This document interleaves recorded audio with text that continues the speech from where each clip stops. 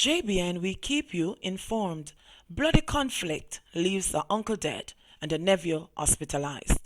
A squabble between an uncle and a nephew in Newlands, Portmore, St. Catherine on Thursday resulted in one being shot dead by the other and one hospitalized with serious injuries. The deceased man has been identified as Delroy Newville of Newlands in Portmore.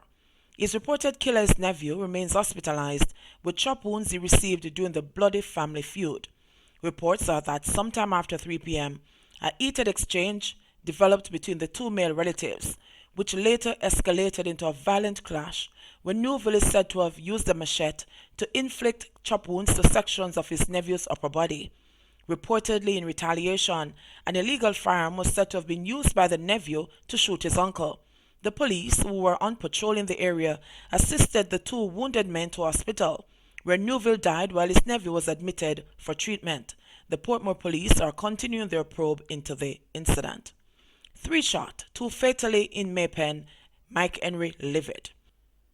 Central Clarendon Member of Parliament Mike Henry has slammed the relentless bloodletting in the parish capital Maypen, where 3 persons were shot, 2 fatally on Sevens Road in the town in broad daylight on Thursday. The deceased have been identified as 29-year-old Stephen Sharp and 25-year-old Molano Marsh, both of Maypen addresses. A child who was also shot in the gun attack remains hospitalized in stable condition. Preliminary reports indicate that sometime after 1 p.m., a group of persons including Sharp and Marsh and the child was at a house on Sevens Road when a car pulled up. Armed men got out of the vehicle and opened fire at the persons at the premises. Sharp and Marsh attempted to escape but were chased and each shot multiple times. The hoodlums then fled the scene. The police were alerted and upon arrival, the 3 injured persons were taken to the hospital where the men were pronounced dead and the child was admitted for treatment. Detectives from the Maypen Criminal Investigation Branch, CIB, are investigating the incident. Responding to the development, Henry said it is now more than clear that some special security arrangements need to be put in place for the town of Maypen and the wider parish of Clarendon, where murders have unfortunately become a common feature of life. He said the situation has definitely reached a point where a fulsome remedy needs to be applied to the now more than evident problem in our midst. Henry has for some time been calling for the extension of significantly enhanced security measures to Maypen and the wider parish of Clarendon, where security has been boosted over recent times with increased military presence, but there has not been any formal security declaration or formation like a Zone of Special Operations ZOZO or a State of Emergency SOE. The latest double murder in Maypen came only 4 days after another double homicide in the parish of Chapelton to the north on Sunday. In that incident, Siobhan Josephs and Marlon Smith, alias Shortman, were gunned down by unknown assailants also in broad daylight. Reports were that about 12 p.m., residents heard loud explosions coming from a section of the town and summoned the police. On their arrival, law enforcers found the 2 men suffering from bullet wounds. They were later pronounced dead at hospital. Male suspect who stole gun from cop captured. The police are reporting that the suspect who disarmed and attacked a policeman at the Crossroads police station in St. Andrew on Thursday has been caught. The police said the security guard was captured yesterday morning during an operation in Spanish Town, St. Catherine. They say the service pistol was also recovered. The police say he is expected to face several charges. The police report that about 1 p.m., the suspect went to the police station to give a statement and to submit a medical report in a case of assault occasioning actual bodily harm. According to the police, while being assisted, he attacked and disarmed the policeman and subsequently fled the scene. Catholic nuns robbed in Clarendon. The Criminal Investigation Branch is probing the robbery of 2 foreigners in Clarendon on Tuesday. 2 Roman Catholic nuns, an American and a South African, were robbed of cash, bank cards, and other items along the P.J. Patterson Highway shortly after 5 p.m. It was reported that the nuns were traveling from Maypen along the Mineral Heights leg of the toll road when their car developed mechanical problems. While on the highway, a white Toyota Probox stopped beside the disabled vehicle. 2 men in the car offered to give the women a lift to Old Harbor. However, the men proceeded to rob them of valuables. Both women were then blindfolded and placed in the back of their vehicle. They were later assisted by passing motorists. The cops have launched a search for the men. One of them reportedly goes by the alias Shane. Man arrested as police seize gun in Trelawney. A man is in custody following the seizure of a firearm in Spicy Hill, Duncan's, Trelawney on Wednesday, August 21, the police are reporting. According to the police, a team of officers was on patrol in the area about 11:25 when they heard explosions close by. In checking the area, a man was seen standing beside a motor car. As the man was approached by the lawmen, he allegedly removed an object from his waistband and attempted to dispose of it. The object was retrieved and found to be a Taurus 9mm pistol. The man was subsequently arrested. However, his identity is being withheld pending further investigations, the police said. Guns seized following dispute at Transport Center in Westmoreland. A Parabellum 9mm pistol along with 5 9mm rounds of ammunition was seized by the police in Negril, Westmoreland on Thursday. One man was taken into custody in connection with the seizure. The Negril police report that a team was on an operation in the area when they were alerted to the transport center where a dispute involving a firearm was in progress. On their arrival, the police said the area was searched and the firearm and ammunition, which they say was hidden in a house in the vicinity of the transport center, was recovered.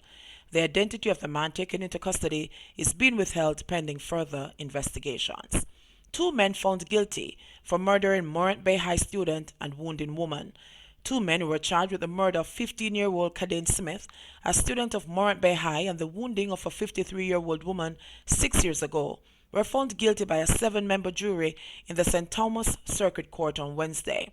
The men were also charged with shooting with intent, wounding with intent, the illegal possession of a firearm and ammunition. They were found guilty on all counts. Omar Campbell and Taj Mahal Campbell, who are from Kingston, are to be sentenced on August 27. It is reported that on November 27, 2013, the men went to Bamboo River in Morant Bay, where they opened gunfire at the 53-year-old woman. Cadine was fatally shot during the incident. Trump names Jamaica among major drug transit or producing countries. Jamaica has been named by United States President Donald Trump among major drug transit or illicit drug producing countries. The designation was made in Trump's presidential determination on major drug transit or major illicit drug producing countries for fiscal year 2020 report. The document, dated August 8, was submitted as a memorandum to the Secretary of State.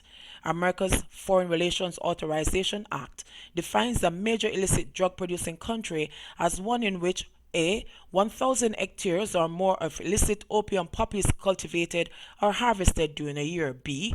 1,000 hectares or more of illicit coca is cultivated or harvested during a year. C.